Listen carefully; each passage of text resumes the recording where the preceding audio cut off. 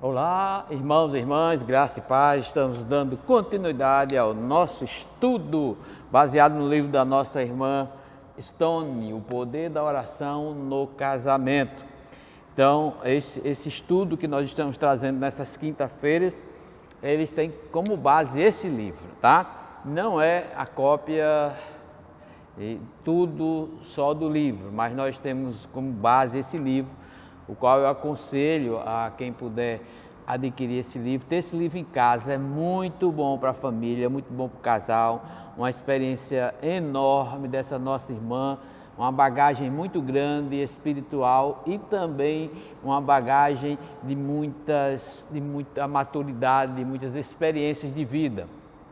E com certeza será muito bom e proveitoso para o vosso casamento, né? Será muito proveitoso para você, tenho certeza disso. Nós estamos aqui nesta noite e antes de nós abrirmos a nossa Bíblia, eu vou convidar você para já pegar a sua Bíblia, já colocar a sua Bíblia aí pertinho. A gente vai abrir a nossa Bíblia lá no livro de Romanos, capítulo 12, Romanos, capítulo 12. Antes vamos orar e vamos pedir as bênçãos de Deus para essa noite. Senhor Deus e amado Pai, nos abençoa, fala aos nossos corações nessa noite, pois nós pedimos e agradecemos no nome de Jesus. Amém. Queridos, eu queria ler o versículo de Romanos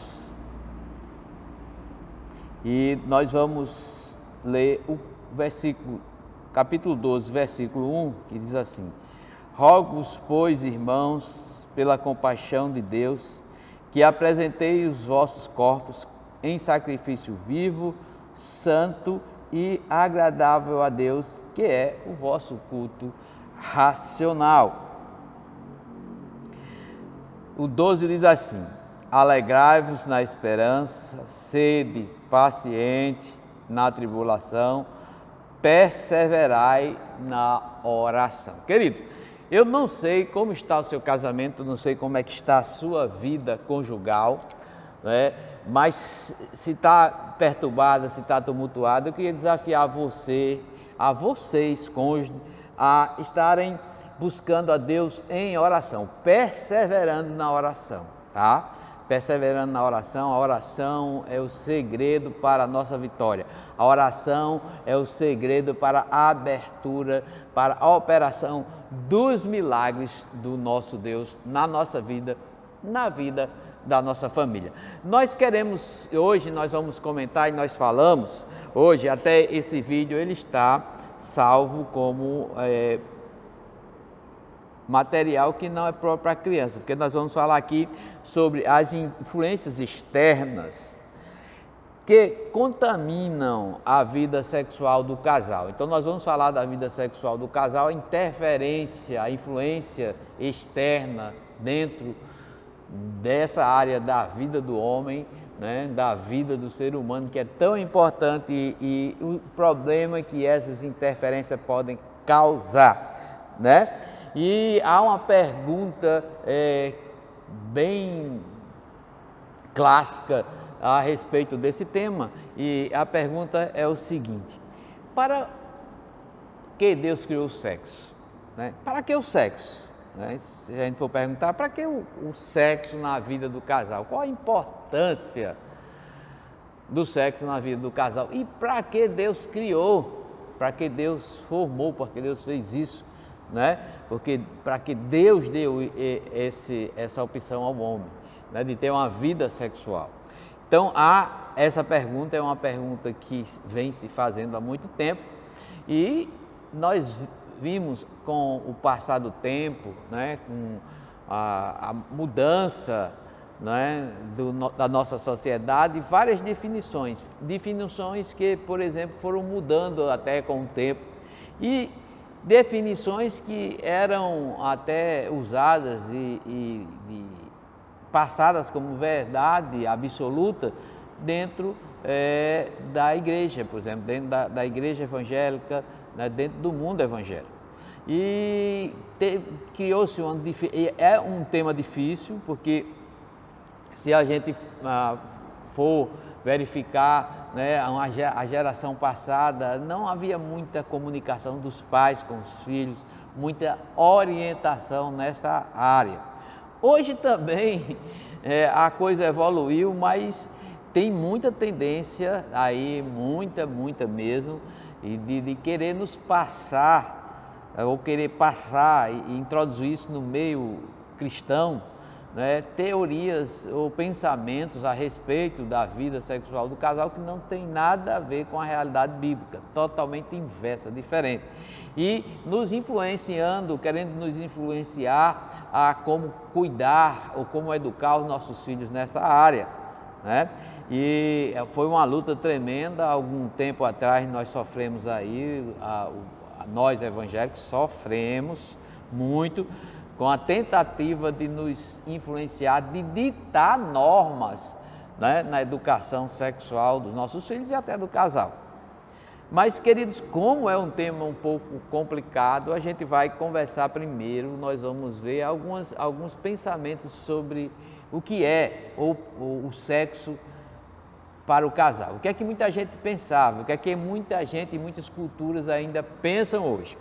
Algumas pessoas, ou até foi pregado isso, foi ensinado isso, que a relação sexual para o casal servia única e exclusivamente para procriar, para que ele pudesse gerar filhos. Então, houve uma época aí que sexo era para procriar e pronto, ser finito. Então, você fazia sexo, você estava querendo que a esposa engravidasse, ou a esposa estava querendo engravidar, então o sexo servia para a procriação. Eu me lembro que há muitos anos atrás, eu conversando na casa de um irmão e irmã, e a gente estava conversando sobre o céu, né? Ela não era da nossa igreja, fazia parte de outra denominação, mas a gente falando do céu, e não sei como a gente entrou nessa história da vida sexual.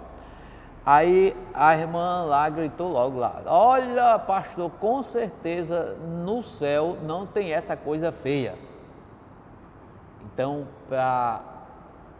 o que ela recebia, o que era ensinado, era que o sexo era uma coisa feia e que se fazia assim para nascer menino e pronto. Então, essa é um dos pensamentos, uma das posições que foram muito fortes e culturalmente, em algumas culturas ainda é assim, tá?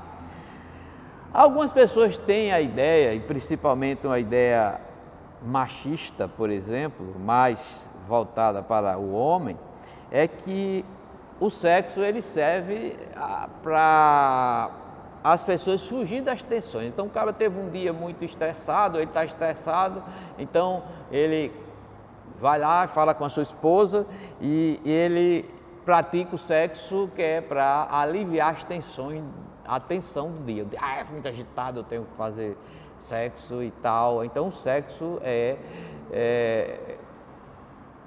alvo, é objeto para relaxar, ou seja, muitas vezes o cônjuge ele se transforma ou é transformado num Lexotan, um remédio para a pessoa relaxar. Então, às vezes o cônjuge, para alguns, claro que isso não é raro, não é hoje, não é a tendência maior, mas era para aliviar o homem, né? Para o homem, ou então para algumas mulheres também o sexo é para aliviar. Então, a esposa ou o esposo, ele se torna um remédio para relaxar, para dormir bem, né? E outros é para se sentir bem diante do cônjuge. Então eu vou praticar o sexo que é para que eu possa me sentir bem, meu cônjuge me admirar porque eu sou machão, ou porque eu sou uma mulher bacana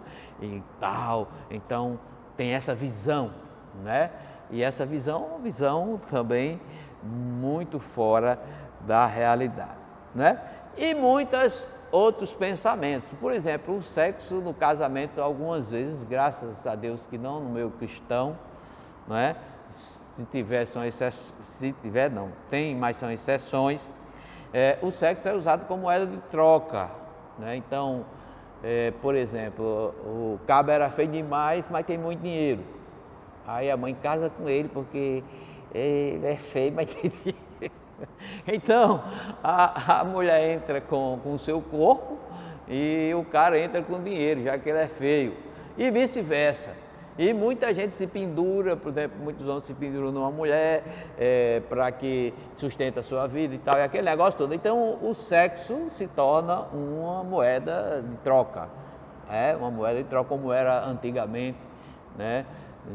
Muito tempo atrás, nas antigas, que os reis davam filho em casamento com outro para aumentar, né, o reinado, para se unir, para fazer alianças, etc. Né? E os pais, algumas vezes até na nossa história, pais, eles davam as filhas em casamento porque tinha prometido a fulano e tal que a minha filha ia ser do filho dele. Às vezes ele nem queria, os dois nem queriam, mas os pais queriam e havia o casamento, porque era aquela troca de favores, de amizade e tal, e assim era feito. Então, são inúmeras, queridos, os pensamentos que muitas pessoas nutrem no tocante à vida sexual do casal. E esses pensamentos estranhos, diferentes, eles influenciam o casamento e influenciam de forma negativa. Tá? Por quê?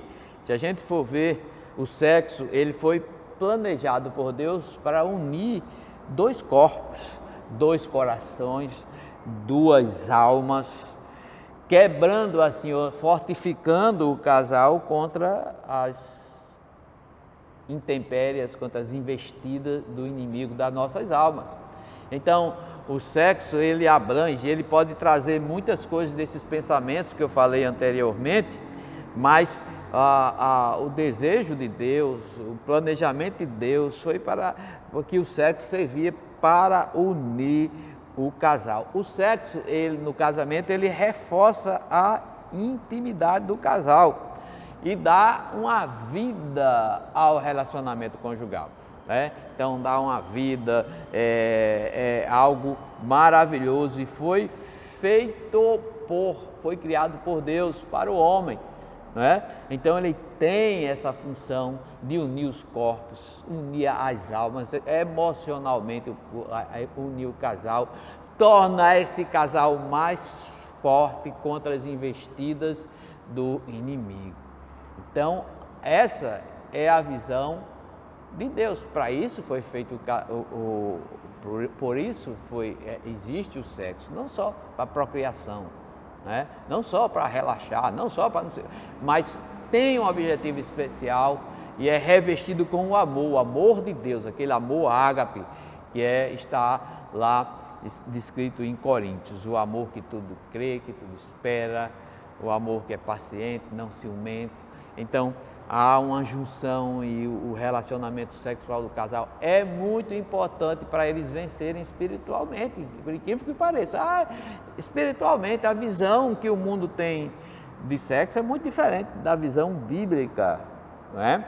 O sexo para o mundo, né, é quase uma idolatria, né? Hoje o pensamento, a visão mundana de sexo é que sexo é tudo na vida, e é uma idolatria uma idolatria tremenda, e o mundo ele traz e ele tenta colocar no meio dos cristãos a sua ideia, né? A gente falou no início, a gente viu, né, que quanto trabalho a igreja evangélica está tendo para combater essas ideias malignas, né? Para você ter ideia, tudo hoje gira em torno da venda ou da idolatria sexual. Vai fazer uma propaganda de carro, uma mulher seminua, né? Propaganda de água, só está faltando agora ter propaganda de funerária com a mulher seminua, né? Ou então um homem bombadão lá na frente fazendo, mas você vê, é comum você sair no carro, o outdoor está lá vendendo essa ideia, né, da idolatria do sexo. Então você tem que ser o melhor, você tem que ser o maior e as relações conjugais, elas têm que ser arrebatadoras, tem que ser, você tem que ser o melhor, se você não tiver o melhor, você vai ter que tomar, né, uma vitamina, um fortificante e não sei o que, para você ser feliz, porque se você não tiver uma relação sexual, né, arrebatadora, não vale nada. Então essa é uma visão que tem sido colocada, jogada, trazida, né, para o mundo e querendo se introduzir dentro do meio cristão. E a gente está tendo lutas tremendas, nós estamos combatendo, mas nós vamos ter e vamos ser vitoriosos. Essa vitória nós vamos alcançar pela misericórdia de Deus. E nós estamos vencendo, viu? Nós estamos vencendo a batalha. Está havendo um amadurecimento, né, do pensamento cristão em relação a esse tema. Tá? Muita coisa do passado, das formas que se pensava no passado, não se pensa mais hoje. Então a visão está mais ampliada, a visão está bem mais aberta. Há muitas pessoas que estão trabalhando nessa área, pessoas que estão trazendo palestras, pessoas que estão abrindo a mente, né? E graças a Deus por isso, para tirar essa visão pífia, essa visão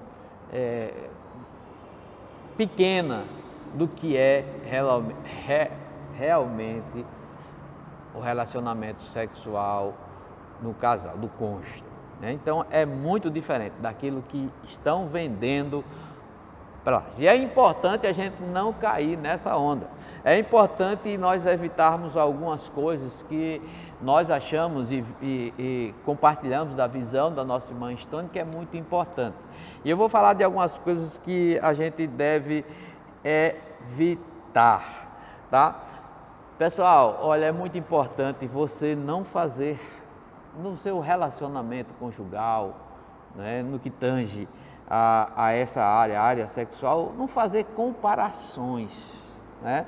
Nós precisamos amadurecer o nosso pensamento, né? Antigamente, por exemplo, para vocês terem ideia, o cristão em algumas posições de algumas igrejas, por exemplo, se alguém dormisse de cueca, o pastor soubesse, ele era expulso da igreja, ele estava fora da igreja, né? O relacionamento sexual era algo a 7 chaves, né? E há históricos de lua de mel que o casal ia para a lua de mel, ia passar aquele momento especial da lua de mel e se usava um lençol cortado, se fazia um buraco no lençol porque não podia ver o corpo do outro. Então, pensamentos dessa forma nós tínhamos no passado. Daqui a pouco as coisas começaram a evoluir e daqui a pouco alguns palestrantes começaram a falar e aí foi para o outro extremo, né? Aí vale tudo. Quando você está fechado no seu quarto com a sua mulher, vale tudo, aí vale tudo. Aí, meu amigo, começou aquela onda de comprar fantasias, né? Ia nas lojas, os irmãos compravam fantasia, Tarzan, Tujana, aquele negócio, né? Eu vou comprar para tu a fantasia de enfermeira. Aí a mulher disse, eu vou comprar para tu do soldado, do general. Meu amigo, foi um tumulto muito grande nessa época, quando as coisas começaram a afrouxar, a se pregar, a se falar, que se valia de tudo na vida, né, a dois do casal, né? Eu me lembro que tinha até uma pessoa que tinha o cognome de tiazinha, né? Aí era muita gente comprando roupa de tiazinha. Sabe o que aconteceu? tiazinha se converteu, aceitou Jesus. Como Salvador da sua vida, mudou a sua vida, só que muita gente ficou com a roupa de tiazinha, né? Já pensou tiazinha visitando a pessoa, irmã, vim me visitar, poxa, que chicote é esse? Eita, era teu, eu ia te entregar, não deu nem, tudo não vinha para aqui. Aí, ela mudou, é uma mulher de Deus, mudou a cabeça, mudou tudo, né?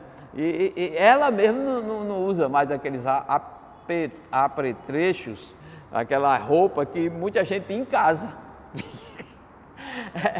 Aí o que é que a gente vê nisso, queridos? O que é que a gente reflete? Que tem que ter maturidade, né? A gente precisa ter equilíbrio em todas as áreas da nossa vida, inclusive nesta área, tá? É necessário o equilíbrio, né? Nem um lado de lá, daquela coisa absurda, não pode nada, nem um lado de cá que pode tudo. Aí as pessoas começam a fazer comparação, né? Vai comparar o marido com o artista da televisão, aí o cara quer que a mulher seja igual a atriz fulana e tal, né? Não, e pior, eu achei interessante o que Storm aqui falou, ela disse olha, dizendo para as mulheres, tenham cuidado, porque você às vezes se acha muito inferior, se acha muito feia, em outras palavras, você se acha muito inferior a outras mulheres, essas mulheres de televisão. E Stone, ela trabalhou em televisão, ela conheceu muitas atrizes famosas, né? E ela relata que algumas atrizes que chegavam lá, ela se espantou, ela começou a se espantar e ela começou a se valorizar mais, porque ela viu que muitas daquelas coisas que se apresentam para nós, né, muitas daquelas mulheres que apareciam, atrizes na televisão que os homens veneravam e até que comparavam, queria que a mulher dele fosse igual, era outra. Quando chegava na TV e depois que era produzida, que era maquiada, que era o cabeleireiro chegava. Então, ela diz assim, não se relaxe. E eu digo, não se rebaixe. Eu digo a você e aos meus irmãos maridos, não compare sua mulher com ninguém não. Sua mulher é a mais bonita de todas, é a que Deus colocou nas suas mãos. O seu marido talvez não seja, isso serve até para a minha esposa, não seja aquele bombadão, né? Tinha até uma barriguinha, mas é o que Deus te deu, é aquele ali que é aquele que Deus quer e aquele que Deus separou para que com você fosse um só corpo, fosse uma só carne, que juntos pudessem resistir às astutas ciladas que o inimigo tem preparado e prepara para a nossa vida. Nós queremos também dizer da importância, né, de nós não vivermos do passado. Muita gente tem um problema no casamento devido a acontecimentos do passado. Às vezes um acontecimento da infância foi algo, um momento difícil que passou, talvez foi abusado sexualmente ou abusado sexualmente e traz isso, não é tratado, traz para dentro do casamento, traz para o relacionamento sexual e dá problema, né? Porque começa a criar algumas barreiras e que não se entende, né? E o marido não entende e não é falado e não é tratado e isso prejudica enormemente a vida do casal. Se há alguma coisa que tem que ser tratado, que tem que ser conversado, que tem que ser até se buscar um psicólogo, alguém que com ajuda específica, é importante assim fazer, porque isso pode trazer problemas. Por exemplo, deixa eu dar um exemplo que acontece muito. Mulheres que tiveram problemas com o pai ou abusou, ou foi muito violento e tal, há uma tendência de, no futuro, transferir aquela raiva que tinha do pai para o marido. E às vezes o marido está sofrendo, o marido está passando por situação constrangedora, sem saber porquê, e não entende porquê. E infelizmente alguns casamentos se acabam aí e terminam porque não houve um tratamento, não é? Então, veja o passado, esqueça o passado, perdoe o passado. Às vezes é algo que aconteceu no meio do casamento, no relacionamento, no início ou no meio, ou há pouco tempo, não é? Uma traição, uma coisa assim, essa coisa não é trabalhada, não existiu o perdão, e os cônjuges, eles começam a sofrer, começam a ter um relacionamento sexual desequilibrado e às vezes pressionado, às vezes um dos cônjuges se sente pressionado a manter um relacionamento, né?